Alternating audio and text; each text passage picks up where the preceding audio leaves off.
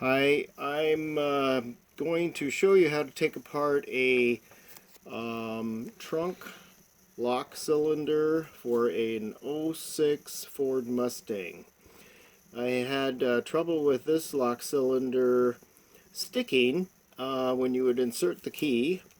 You could not turn the key to open the trunk because the pins in the lock cylinder were sticking.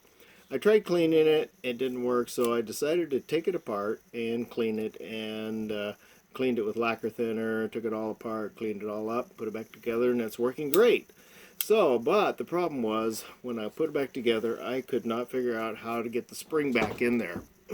There's a spring that helps the cylinder to return to the upright position. So, I looked for videos, I looked for help, I looked for any kind of diagram showing how this came apart and went together, and I could not find anything. So that's why I'm doing this video.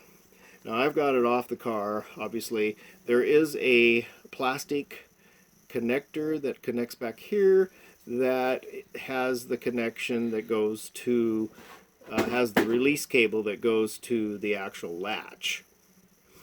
I've removed the decorative ring already, so the ring is off, and there is a little key door right here. You could remove that if you wanted to, but I found that it wasn't necessary. But to remove the cylinder now, all we have to do is turn the key to the unlock position and very carefully, holding the key and the cylinder body, wiggle and pull. And there's nothing really that's going to go flying, but the key wants to slide out, so we sort of have to hold the whole mechanism together. Hold your key into the cylinder while you're pulling out, and you might have to twist just a little bit here and there to wiggle it out. Now, what happened to me when I took this apart the first time was this part fell off, this tailpiece fell off, and the spring fell out before I had a chance to see how it came apart.